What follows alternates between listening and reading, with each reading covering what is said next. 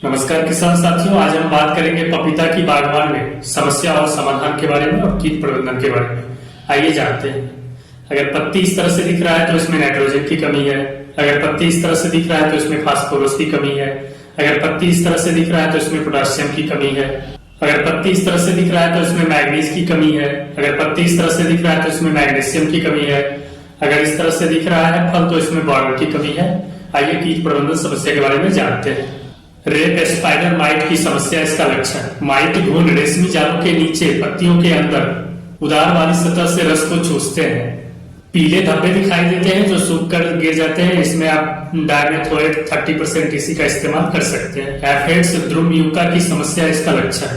कोमल टहनियों और पत्तियों के निचली सतह पर आक्रमण, पत्तियों का मुड़ना और सिकुड़ जाना, विकास का रुक जाना। इसमें आप मैलाथियन 50% इसी का इस्तेमाल कर सकते हैं। जड़ गांठ की सूत्रकृमि की समस्या, इसका लक्षण। जड़ों पर गांठों का लक्षण। जड़ों का धीरे धीरे पीला पड़ना, विकास का रुकना, जड़ों का मलनीकरण हो जाना। इसमें आप थियोफिनेट मिथाइल 70% WP या फिर आप इसमें डायमेथोएट 30% इसी का इस्तेमाल कर सकते हैं। मीली बग्स की समस्या, इसका लक्षण।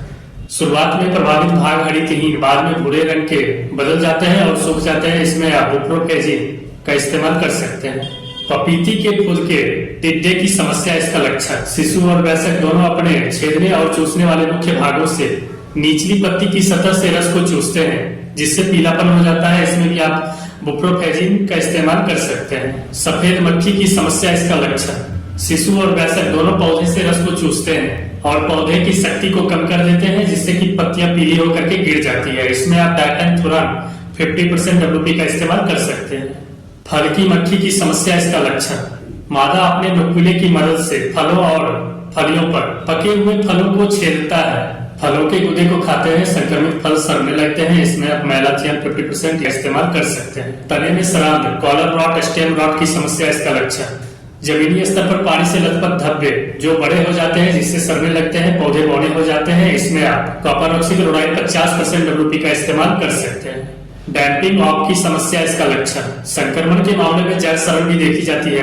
प्रभावित पौधे अचानक गिर जाते हैं। इसमें आप कार्बेंडाजिम 50% WP का इस्तेमाल कर सकते हैं।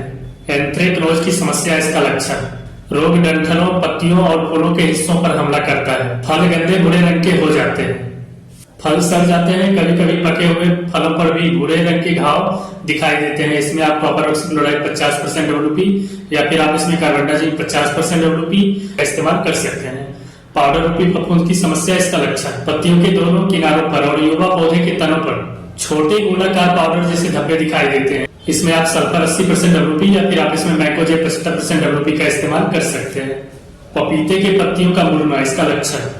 पत्तियों का मुड़ना, सिकुड़ना, पत्ती के किनारे का अंदर और नीचे की ओर मुड़ जाना, सिराओं का मोटा होना। इसमें आप डायटेनथुरान 50% WP का इस्तेमाल कर सकते हैं। पत्ती पर भूरे धब्बे की समस्या, इसका लक्षण। यह रोग पहले छोटे घाव के रूप में प्रकट होता है, जो धीरे धीरे पूरी पत्तियों को बिखेर देता है। गंभीर संक्रमण होने के कारण पत्तियां खत्म हो जाती है। इसमें आप कॉपर ऑक्सीक्लोराइड 50% WP का इस्तेमाल कर सकते हैं।